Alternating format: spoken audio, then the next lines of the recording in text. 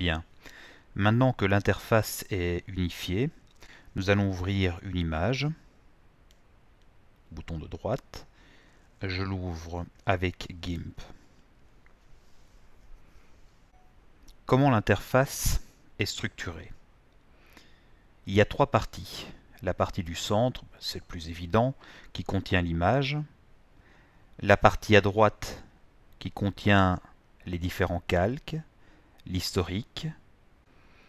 Et puis la partie qui nous intéresse le plus, la partie qui contient les outils, la partie de gauche.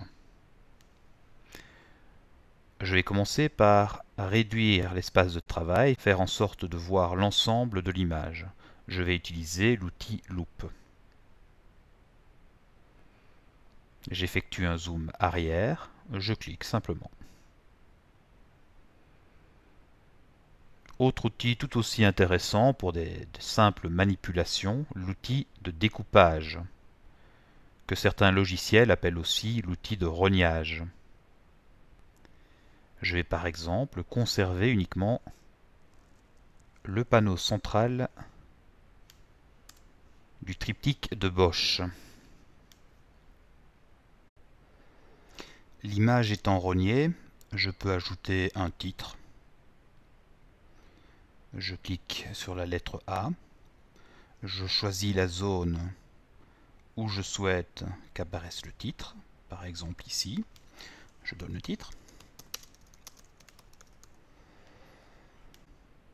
Ce titre, je vais pouvoir l'agrandir, choisir une police de caractère, choisir une couleur, le centrer, le justifier, le mettre à gauche ou le mettre à droite. Plusieurs possibilités. Je pourrais même lui donner un fond. Pour cela, je vais choisir l'outil de remplissage,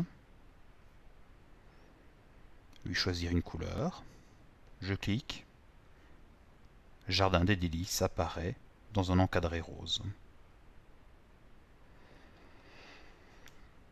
Si vous observez bien, à la droite de votre écran, deux calques apparaissent désormais. Le calque image et le calque texte. C'est très important. Si vous estimez que vous avez commis une erreur, vous pouvez sortir de l'espace calque et cliquer sur l'onglet historique d'annulation afin de revenir en arrière.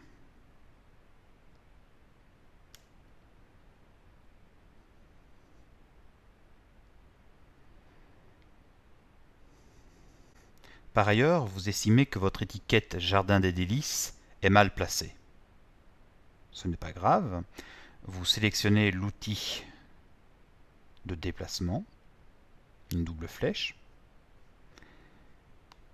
et avec la souris, vous déplacez là où vous le souhaitez votre étiquette.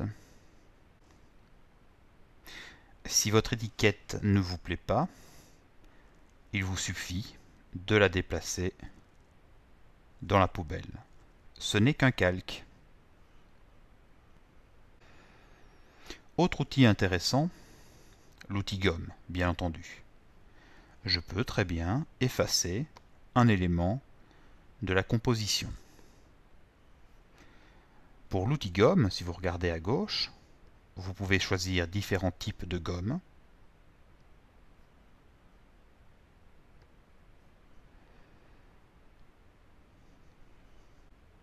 Problème. L'espace reste blanc. Il n'y a aucune transparence, que ce soit ici, là ou encore là-bas. Pour créer cette transparence, il faut ajouter un canal alpha.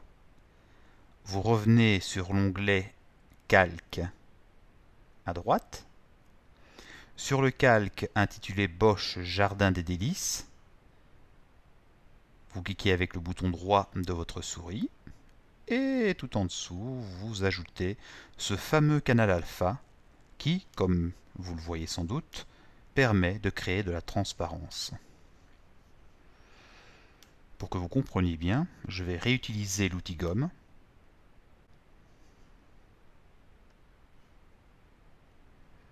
Et comme vous pouvez le voir, cette fois-ci ce n'est plus du blanc qui apparaît, mais des carrés, un damier de carrés gris.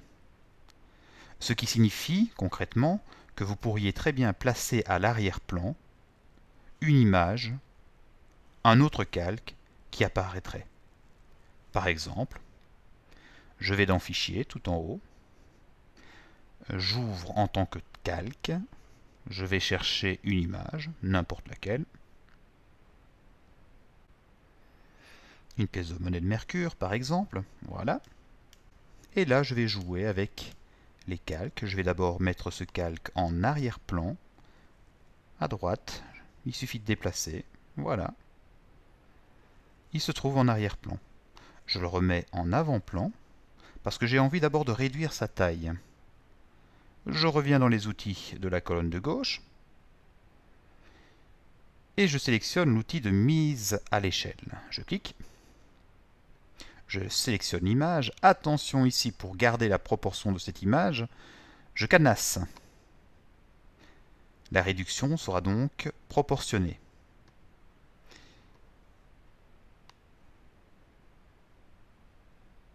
Je réduis. Je mets à l'échelle. Je vais le déplacer jusqu'à ma zone de transparence. Je vois ce que ça donne en déplaçant les calques et en le mettant à l'arrière-plan. Je vais encore un peu le réduire.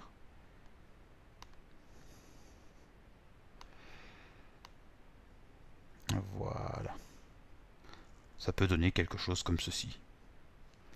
L'important, forcément, ce n'est pas que l'image ici soit belle, c'est que vous compreniez bien la logique des calques, avec deux images, deux calques, l'un qui se trouve à l'arrière-plan et qui apparaît grâce à la transparence créée sur le calque de premier plan, c'est-à-dire la peinture de Jérôme Bosch.